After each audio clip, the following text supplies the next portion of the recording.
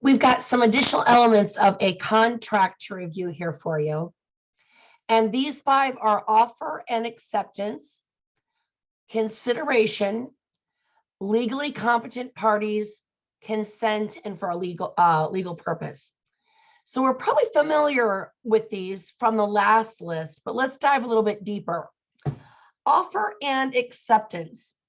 So what this means is a buyer presents an offer to a seller.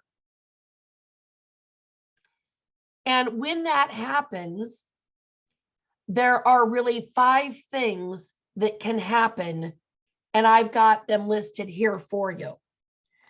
Number 1, the seller can accept it. And when the seller accepts it, that's known as meeting of the minds. And I would know meeting of the minds for the exam, and that relates to offer and acceptance. I think that could help you out for test questions. The second thing, and this starts going into the bullet points that could happen, is that before the offer is accepted or before the buyer has been notified of the acceptance, the buyer can withdraw their offer at any time. Okay. Now, for your career, what that means is if you're representing a seller and an offer comes in, you may have until 5 o'clock the next day to respond to it. There will be an expiration on the contract, but that doesn't mean you should wait, right? And you may want to because there may be other offers coming in or something like that. But the longer you wait, the more risk you run that buyer could just rescind or withdraw their offer, would be another word for it. The second bullet point here says the seller could counter offer the offer.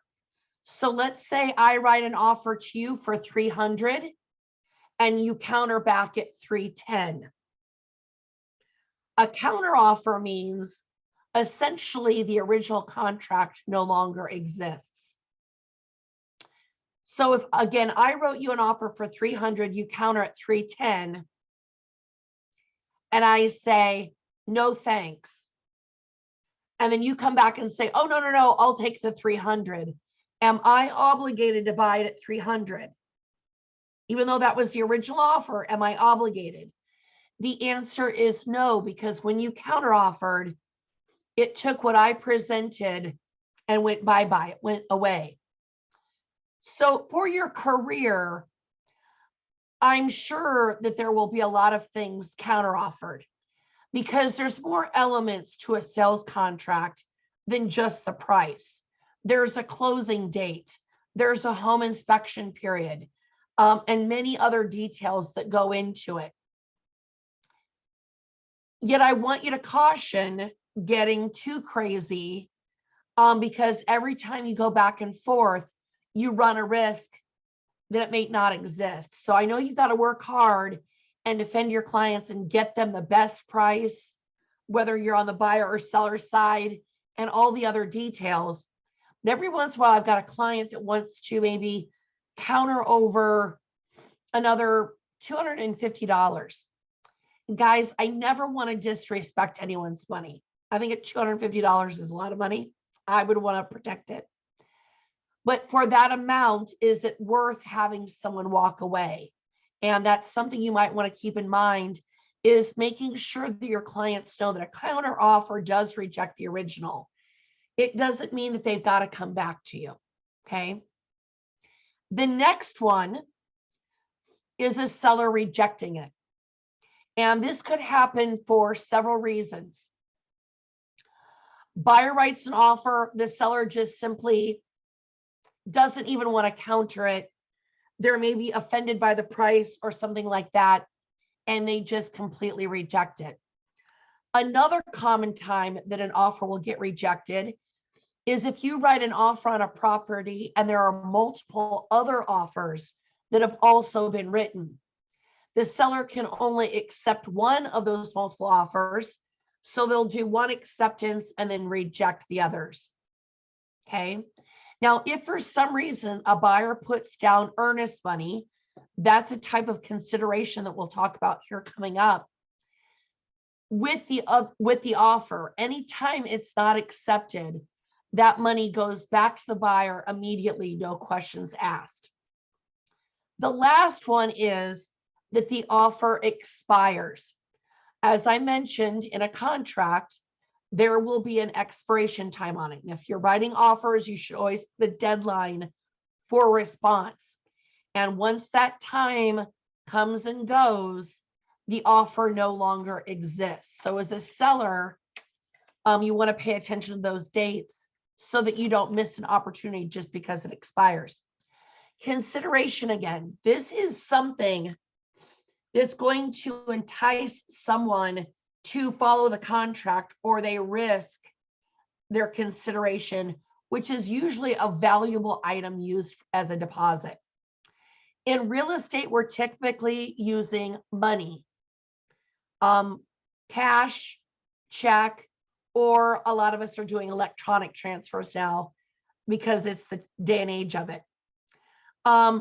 That earnest money is other people's property. It never goes into the general funds of a broker. It goes into a special account that's an escrow account, specifically known as a trust account. Okay. And again, it cannot be commingled or converted into general funds where a broker is going to pay commissions and rent for the building that you work out of and what they pay for you to have a copier and internet and all those good details. It's got to be held in this special account, an escrow or trust account. That's where we hold other people's money. Okay. Let's talk about legally competent parties. And we're going to talk about this again coming up in a future topic about deeds. But contracts must be signed by legally competent parties. And a legally competent party is going to be someone who is of legal age and sound mind. And by sound mind, we mean mentally as well as not under the influence of a substance. So what happens if you sign a contract with someone who is a minor or is maybe declaring temporary insanity? That actually does not mean that a contract is automatically void. The answer is voidable, which means you're going to have to go to court and have someone figure it out for you. So we've got contracts that are valid, that meet all the legal requirements. There is a void contract that is just not legally enforceable. It's missing one of those 5 elements, or maybe it is for someone who is already declared mentally incompetent in a court of law. For years, I always use Britney Spears as my example for this. Some of you may know the Free Britney, hashtag Free Britney movement, where she was a few years ago, shaved her head and maybe tried to stab some paparazzi with an umbrella in their car. I don't know. And driving around with a baby to get Starbucks on her lap. This led her to believe that maybe she was having some mental duress, and she was put into a conservatorship that was led by, I believe, a banker and her dad. Because she was in that conservatorship, she was considered mentally incompetent and was allowed to sign no legal contracts. And hers was very unique because most folks that are in a conservatorship don't work.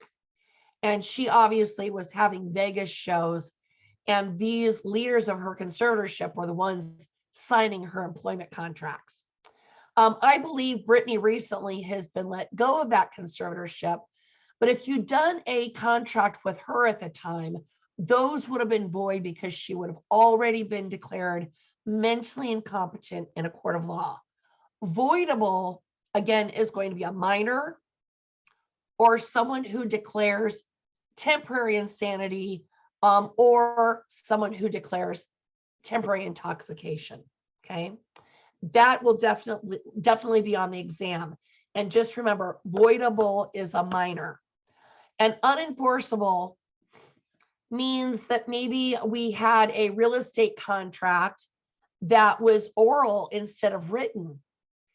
It did not meet the statute of frauds that we learned about in the last video. Therefore, it is considered unenforceable. Consent means that parties should be able to make decisions without duress or influence from another party. And then again, a legal purpose means it's got to be for a legal reason. Up next, we've got some additional terms that we'll review about elements for a contract.